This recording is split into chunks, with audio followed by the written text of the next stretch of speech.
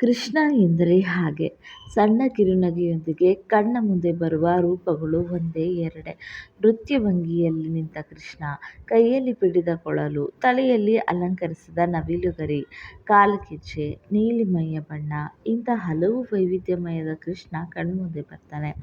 ಕೃಷ್ಣನ ನೆನೆದರೆ ಕಷ್ಟ ಒಂದಿಷ್ಟಿಲ್ಲ ಕೃಷ್ಣ ಎನ್ನಬಾರದೆ ಎನ್ನುವಂತೆ ಹಾಲುಗೆಲ್ಲದ ಮಕ್ಕಳಿಂದ ಹಿಡಿದು ವಯೋವೃದ್ಧರ ಭಾವನೆಗಳಿಗೆ ತಕ್ಕಂತೆ ತುಂಟ ಬಾಲಕ, ಪ್ರಿಯತಮ, ಬುದ್ಧಿ ಹೇಳುವ ಆಪ್ತನಾಗಿ, ಮತ್ತೆ ಕೆಲವರಿಗೆ ಜಗದ್ಗುರುವಾಗಿ, ವೇದಾಂತಿಯಾಗಿ, ಗೆಳೆಯನಾಗಿ, ಬಂಧು ಬಳಗನಾಗಿ, ಗುರುವಾಗಿ, ಒಡನಾಡಿಯಾಗಿ ಅವರವರ ಕಲ್ಪನೆಗೆ ತಕ್ಕಂತೆ ಕಾಣಿಸ್ತಾನೆ. ಕೃಷ್ಣನ ವೇಷಭೂಷಣದಲ್ಲೂ ಪಾರಮಾರ್ಥ ಅಡಗಿದೆ ಎಂದು ಭಾಗವತದಲ್ಲಿದೆ.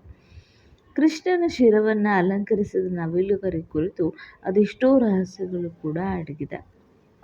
ಪುಟ್ಟ ಕೃಷ್ಣನಿಗೆ ದೃಷ್ಟಿ ತಾಕಬಾರದು ಎಂದು ತಾಯಿ ಯಶೋದೆ ಮತ್ತು ನಂದ ಅವನ ಜಾತಕವನ್ನು ಪಂಡಿತರಿಗೆ ತೋರಿಸಿದ್ರು. ಪಂಡಿತರು ಕೃಷ್ಣನ ಜಾತಕದಲ್ಲಿ ಕಾಳಸರ್ಪ ದೋಷ ಇದೆ, ಮುಂದೆ ಬಹಳ ಸಮಸ್ಯೆಗಳನ್ನು ಎದುರಿಸಬೇಕು ಎಂದರು. ಕೇಳಿ ಹೆದರಿದ ಯಶೋದ ತಾಯಿ ಪರಿಹಾರವನ್ನು ಕೇಳ್ತಾಳೆ.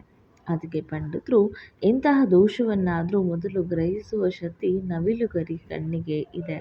ಆ ನವಿಲುಗರಿಯನ್ನು ಕೃಷ್ಣನ ತಲೆಗೆ ಅಲಂಕರಿಸಿರಿ, ಇದರಿಂದ ಕೃಷ್ಣನಿಗೆ ಇರುವ ಬಹಳಷ್ಟು ದೋಷ ಕಳೆಯುತ್ತದೆ ಎಂದರು.